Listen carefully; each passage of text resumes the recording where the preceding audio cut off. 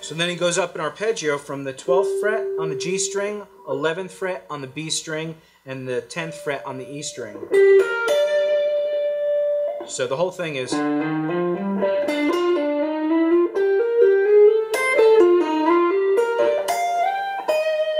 Then he hammers from the 10th fret of the E string, he plays the 13th fret E string, slides up to the 15th fret E string, back down to the 11th fret of the E string. So, and this is where he does a little trill between the 11th and 12th fret of the E string. And if you think of that in a minor pentatonic, a C minor pentatonic, he's landing on that. That was great. He lands on that minor third, and he's trilling between the minor third and major third. And he does that quite often in a lot of things that he does. So that whole thing together is...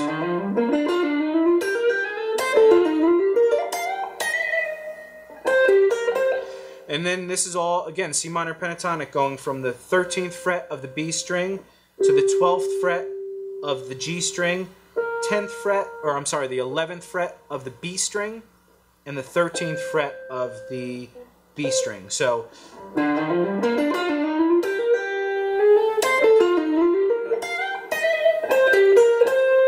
So then after that part, he slides into the 12th fret of the G string, and then he plays the 11th fret on the B string, and then he slides down kind of from anywhere to the 10th fret of the G string, and he does that little trill from the 4th to the flat 5 on the 10th fret, 11th fret, back down to the 10th fret to the 8th fret on the G string. So that's...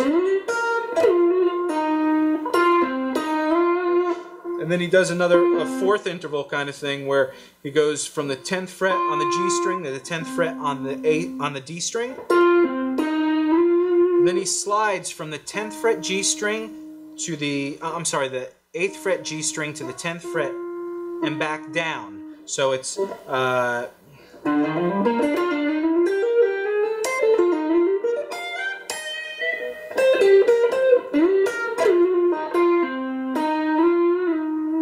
when he slides down, this is where he does that cool kind of thing that I'm sure a lot of people miss. I missed it at first, but he did it in the other lick, and he's doing it again, where when he slides back down to that 10th fret, or from the 10th to the 8th fret on the G string and adds vibrato, he also bends up a half step, back down, and then slides up a half step and slides back down. And it just gets a different sound. Bending and sliding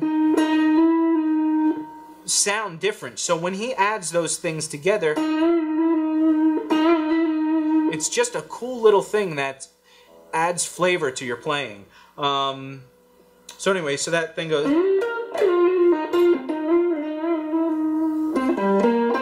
So to wrap up this lick at the end, he goes down from the 10th fret of the A string, or D string, to the 10th fret of the A string. Then he plays the 8th fret of the D string, hammers on to the 10th fret of the D string. Then he goes down and plays the 8th fret of the A string, slides up and down to the 10th, back to the 8th on the A string. So that thing is...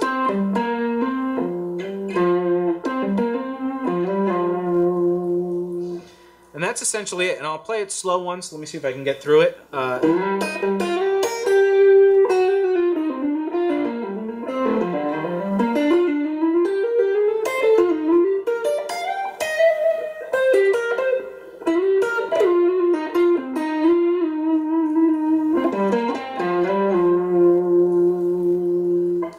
So that was it. Little screw-ups in there for your pleasure. Alright guys, so that's the end of this lesson. I hope you enjoyed that. There's a lot of things we touched on. I think, you know, if you break down all the little things between the Steve Vai and Eric Johnson kind of things, the octaves, the sliding around, the legato, there's just a lot to digest and try and incorporate into your own playing. One thing you'll find when you start really listening to one player a lot, or transcribing their stuff, you'll see their patterns. Everybody has them, for better or for worse. And a lot of times when you start getting into fast runs, people play certain patterns. I mean, Paul Gilbert does it. He does that 3-note thing that... He does that in a lot of his licks. Whichever notes he's playing, he does that kind of pattern a lot. Yngwie Malmsteen kind of has his thing. And it just, everybody seems to have their little, signature ways of playing things, especially when they're doing them fast. And Tom is no exception. He does, his thing that I'm noticing he does a lot is a 3-note per string to an arpeggio, which gets him down to the next string to do it again. And then just finding those arpeggios, whether they're major or minor, they're 3-note arpeggios. And there's nothing wrong with that, again. And Tom does it a little different than a lot of people. I think he does a really good job at, even though it's a similar thing that he does, he always comes into it or breaks out of it in a slightly different way. So I think he does a really good job of that, and that's why I kind of like him doing that. And I don't even mind, certain players, you don't mind them playing the same thing over and over, especially when they're really good at it. So that kind of way of phrasing that Tom does, I'll listen to that all day. I mean, it's just the tone of his fingers and the legato, the technique is just so good. So anyway, I hope you guys enjoyed that.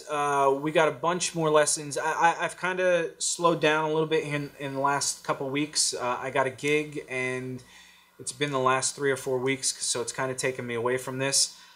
It should be done in the next 2 weeks, so I'll hopefully be getting back to this full time. I've got a lot more lessons planned, a few more Tom Quayle things, 2 or 3 Joe Bonamassa things, about 5 or 6 Scott Henderson things that I'm trying to get to. Just a whole bunch of stuff, some kind of odd random things too that I think you guys might like. But Carl Culpepper had that one video up of Jimmy Herring. He's actually got 2 more videos that are coming. He's got some really cool stuff going on, so I hope you guys enjoy that. And GuitarBreakdown.com, I keep telling you guys to go over to that. It will be up and running. Like I said, I got taken away from it this month, but hopefully after I'm done with this gig in 2 weeks, at least a month after that, that's going to be coming. And there'll be a bunch of stuff on there between the transcriptions and the tablature to all this stuff, and that one little event, big event that I'm trying to get started. It's just the technology's almost in place, but it's just taking a little time. So anyway, I hope you enjoyed. Enough talking. I will see you on the next lesson, and thanks again for watching. Bye.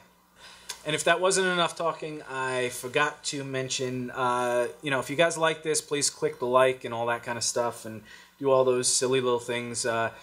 Keep sending us the comments. We're getting a lot out of your guys' comments as far as directing us in which way we should go or continue going. And definitely click the subscribe if you guys like this and want to be notified of upcoming lessons. Plus, subscribing really helps us to clicking like is awesome. We see that somebody likes it, but when you subscribe, it really tells us that you guys are really digging this, and you guys are interested in seeing more. So we appreciate everything you guys have been doing, and all the the viewers and subscribers. So thanks for watching, and we'll see you again.